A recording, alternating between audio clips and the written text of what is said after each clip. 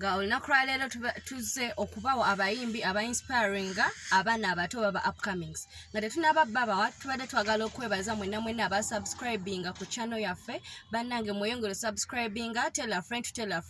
kuba tulina bingi nnyo ebyenjawulo ebinyuma nga njagala okubategeeza nti tubeera tuli wano era nga tulina abatusaamu ensimbi wabula abatusaamu ensimbi be ba higher level tour and travel agencies bw'oba obeetaaze osobola basanga ku whatsapp number yaabwe eri 0788751454 oba obasange ku Facebook page yaabwe era eri higher level tour and travel agencies nga wembagambye tugenda kwogera kuba abayimbi abanene aba-inspiring aba upcomings olunaku lwaleero tugenda soka tutandike n'abayimbi basatu abasajja buli omu bamanyi Chameleon, Bebe Cool ne Bobi Wine. Gwani gwogamba nti ono yakyasinze okuinspiring abavubuka abato? Omukulu Bobi Wine akikubye nnyo era aba-inspirinze nnyo naddala abavubuka okiwakanamu ekyo? Tokiwakanamu. Omusajja akoze ebintu bingi agabidde abavubuka projects ez'okutandikirako ng'okusiika capati ekyo kimumotivatinga omulenzi n'atatuula wakakola ki kulinda oba kubba biki kati ekyo kiba inspiration okuva eri Bobi Wine. Ayingidde politics nga muto yayagala ntebe ayina emyaka 3 n'ekintu kati ekyo kyonna kikulaga nti ki inspiring abantu bangi bonna mu categories zonna si bavubuka bokka. Naye Bobi Wine yakituufa inspiring abavubuka tetwerabira ne Bebe Cool nti okuva gye yavanga ayimba kuba if I'm not mistaken Bobi Wine oba Bebe Cool yasoka Bobi Wine mweno industry naye olaba nti akyaliwo akyakuba music ate music we naffe abavubuka gwe tunyumirwa yadde nti mukulu oba nti gwe twandigamye nti yandibadde awummula n'alekerako bano ba upcoming naye akyatulaga nti music gwaleeta asobola ovuganya n'abavubuka abato asobola ovuganya naye kituufu asobola naye still tajjira nga wali eri nga bakyali bavubuka bato kati ovala nze nkugambye Bobi Wine kuba right now we are taking the step endala fine music asigalawo naye ofuna some other part gy'otwala okulaga abala nti kati otuuka kweno age ofuna ne kino kyokola n'ofuna ne kino eno kyovala kati yo omukulu avuddeyo nayingira n'abalala abayimbi abalala bonna zeba mati I'm sure Bebe Cool na inayo something else chakola yade tetukimanyi. Oyina okuvayo n'okiraga kwaba abantu abera bakufollowing abo inspiring abagamba nti kati Bebe role model wange aba abantu oyina okuvayo n'okibalaga banakitegeera batya nga tokibalize. If you accepted life yo okubeera mu camera public that means oyina okuvayo n'olaga n'ebyo ebirala. Ya kati netewelabya ne Chameleon naye nga wenkugambye bali basatu Bebe Cool, Bobi Wine plus Chameleon bonna tubabalira mu ba legend. Kati ne Chameleon tulaba nti uyo naye agenda kubeera Lord Mayor yesimbye okuba Lord Mayor yewandiikira ennyimba of which awandikira n'abayimbi abalala ate nga right now tuyina baaliwa hit Chameleon abadde takoze bubi naye ekintu kino ky'okubeera nga kiyite ntya kubeera nga disrespecting kyabadde kimuyisiza kyamukwatidde wansi naye nga abadde takoze bubi musically kuba naye wuuyo abadde ajja kubwa meya kati abadde takoze bubi era abamu inspiring naye nga nze basically bamesingira ku Bobi Wine yasinza okikulu. Kati tuyina bano abaami nga we tubawadde naye temwerabya tuyina n'abakyala babiri abanene oba be tuyita ba legend nga mu bakyala bano tulinamu Juliana ne Irene Namubiru abakyala bano bamaanyi kati gwe trust kwaba ababiri ani kugamba nti kuba n'ababiri ono yasinza okuinspiring abaana abato tutto omumbejja Juliana Kanyomozi akikubye cause her life nawe kenyinyi okiraba music we alikame otulaawo nti omuntu ne wagamba nti kati show ataddeyo show that's still abajja kikuba life here it's out of the camera. Tuvala walo ba celebrities abachuzinga nti kasitana kuba hit life egena tambulira ku kamera naye ye mukazi yavaye n'agamba nti atulaze ki machuwa yazaala omwana abala ne mugamba implant naye nga ki amuzadde temumanyi bayamufuna naye tewali amanya na ku lubuto mwabuze datawo omwana era nga asirise wabula Juliana ekyo kintu kyakola kyamanyi nange kennyini mbasaagala nnyo my private life ebeere nnyo mu public njagala ekintu kyempadde omwana oba wemba muyimbi oba wembeera TV personality nti kyembawadde kye muba mutwala si kubanga buli kimu kyenkola ngenda beera nkitambuliza mu kamera tetwalabira ne Irene Namubiru naye agala fanaganako ne Juliana nti ayina abaana bali France naye abaana be tebabeera nnyo mu kamera abapostinge life ye eri personal nti agamba this is my personal life bw'aba music gwagenda otuwa mu kamera bwe kiba kikwatagana ku family ye bigenda sigala wakati we naye ate nga tulaba ne kati akyayimba ati olaba nga we tugambye nti bonna tulaba nti life yaabwe yagala ofaanagana nti bali private wekituuka ku bintu bya family biki naye ate vocali nabo balungi nkiriziganya naawe nti bonna balungi ennyimba yaabwe si yene y'okuleekana ate okuyimba kwabwe kyekubasa ku pressure waliwo na releasing fine wade y'abalungi naye kati bano music wawe bamuwa time na producing ekintu nga kiri fine nti olaba Irina Mubilu twalaba wano Chosen Becky yali ku interview nga bamubuuza role model we n'agamba nze Irina Mubilu ne Wampaye Jessica collabo kamu kimanyi tukasuubira ayinza bagenda kamwa nambiru yakomyewo atandise okikuba era omuwala waba yasabye Chosen Becky tubere nga tukisuubira ye Juliana tumanyi nti ye music we engeri gy'alina eddoboozi eddungi era naye abayimbi bangi bavaayo bafiye naye yagamba Juliana ye role model we tulaba nti ne Juliana music we kati kusaawe nera we bamukuba ani atanyumirwa waliwo level gy'otuukako ng'olina okwebrandinga nga Cindy kyakola nti ye tayagala kukola ki kugabagaba kolabo asobola obikkira omuntu omulala kati eno brand Juliana n'enambiru gye beeteekamu tolina kujja nti buli anaasaba olw'okuba nti akwegonga omuyimbi omunene kati tugambe Cindy waliwo omuyimbi gwayinza oyimba naye instead of gamba nti oluyimba lwaguni nga tugamba lwa Cindy ate nga si lulwe which is true lwakuba abamu bakifuna mu ngeri ndabeera bagamba yeeraga akola biki Cindy nga tuvudde ku kyogamba nti bw'aba tannaba kuwa kolabo asooka lowooza n'agamba ono omwana bwe muwa kolabo oluyimba lwe lugenda hitinga bagenda mumanyi oba bagenda mmanyanze ekyo kimu ekyokubiri nti tulaba ye mukyala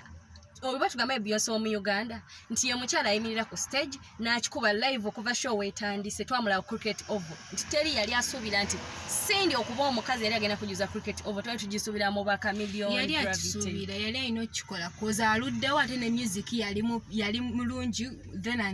ate yalina n'akayimba akahitinga kabumpati kati of course yali child omanyi nti very many didn't believe in her bangi era jukira talina manager talina management ye managinga ye nga ye kati abantu abato bakubilivingiramu oba olina okubakakasa that's why she did yabakakasa nti atisobola Cindy bane kyeyatukolera yabalaga nti omukazi w'amaanyi era asobola buli kimu singa we twogedde abo abakyala tubadde twagala naawe otuweeyo nga gwe b'omanyi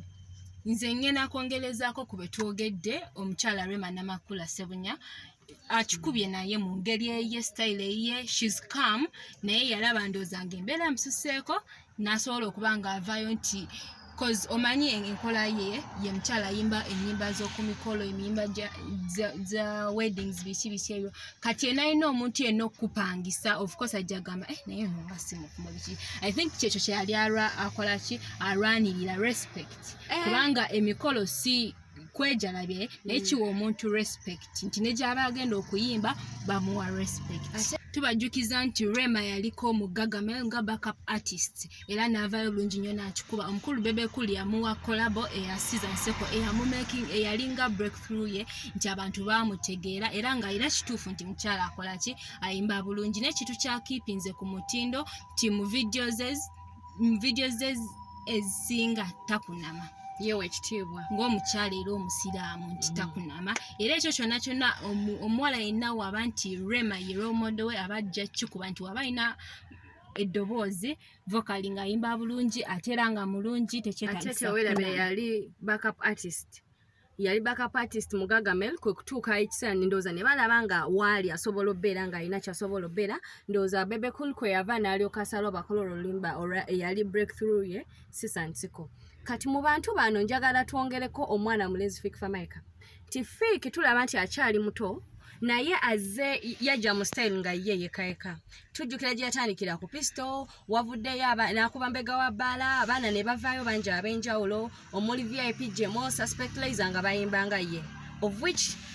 abamu tebakkiriza nti ye yaba inspiring otuukawo we bali oba nti bayimba nga ye naye bandibadde bamuwa credit ekisinga obukulu abatalina kupowa Fik teyapowa yasigala akipushinga omanyi ng'otandika ofuna ebigesesebwa bingi otwala music wo nga bamu bakimanyi nti hit naye nga tebakkiriza nti gwe yalukubye ne bakukuba ku stage emusa ku introducing akazinda n'akateeka wansi okwo kubeera kumalamu baana maanyi naye oba omanyi kyoyagala credit ogiwa fiiki bonna era abayambi balina okukkiriza nti fiiki teyapowa kubanga singa yapowa style ye tebandikitegedde nti bayimba style paka na kati teri atamanyi VIP jemu kyemanyi abantu bamanyi VIP jemu bamanyi Suspect Laser and Suspect Laser eddoboozi lyayimbira mu lya Fik Famaica VIP jemu eddoboozi lyayimbira mu lya Fik Famaica bandibadde bamuwa credit era naye tumutwale ng'omu ku ba-inspiring abaana abato oba ba youths abajja mu kuyimba fengeri gye tuvaayo ne tukkiriza nti katono yakikuba ono yalemerako ono ayimba bulungi vocali biki ne style lwaki bano abajja nga bakigoberera tebakkiriza tulina obuzibu bumu mu Uganda ate ndabye ba artist ab'enjawulo bakyogerako like we Ugandans we don't believe in each other twagala kumaliriza naye tetusobola kwerabira ono omukyala nga yagenda obba nga asembayo omukyala Queen Kama Shiba buli omu amumanyi Shiba kyemanyi naawe omumanyi nga lwaki simumanyi Shiba banono omukyala w'amaanyi mu ggwanga tugambe ate naye inspiring abawala bangi nnyo abato kuba yatandika ku a very tender age at 15 was it 15 yeah it's 15 n'akalaba ne music dancing ng'azina kyova olaba kirungi nnyo okubeera ne different talents kati yasooka mu kuzina ne yeezuula nti asobola n'okuyimba ate nga n'ekirala Shiba alina engeri atulaga nti it's not good to judge someone nti bonna abamujajinga gye yatandikira mu kalyoke kuba yadduka ewaka ya dropping out of school nga yendowooza alaba waali tewali kimutwala mu maaso ate ne right now ne mami we ali proud naye cause I'm posting that means ni kati n'omuzadde yakkiriza era ali proud of her daughter no kugaba tagondi tamalamu maanyi abayimbi bana abato abawazi collabos n'abakwata ku mukono naye asobola obaleta mu nsi eno cause akimanyi si kyangu ba Waiki Benda ba Roden Waika ba badai hadi wa Shiba naye Roden Waika kodai hadi wa Shiba bana ne recently yacho ino manya ne Crystal Panda yabadde tamalamu maanyi kati Shiba bana yagenze inatukola yawatwadde surprise twate tukisuubira wano mu Gwokusatu this year nti na introducing buli kintu omwana omuwala yonna gyali kyayinza okwetaaga ne oba mugumba oba wa mu kyalo oba wa mu kibuga oba wa Kampala oba wa nti ffenna tukyetaaga she introduced holic pads nti twalabye abakyala bangi omuli Magi Kigozi Babi Kyagulanyi bonna ababadde bambi nga bamujagulizako idea yo kuba nti si ye mukulu ennyo naye omuntu okuvaayo okulowooza idea ngeeyo aba ayambye kinene nnyo ate ng'ekintu tayambye nti just kwesambutala ekintu ekisobola oyamba buli muntu yenna tosobola kugulemu inagula full pack tebasobola kukutoolerako inazisasula 10,000 zeezi n'ezisuka ogenda ate yakikola kyemanyi yakikolanga yo omukazi yamanya nti engeri gye ndi omukazi kino kye kintu kyenyinza okukolera ensi yange oba bawala bannange bonna abali eyo era olwekyo Shiba tukwebaza era kye tumanyi kino kye wakola abawala bangi nabo bajja kweyongera okufuna ku magezi following eyagejja koza abawala bakisanyukira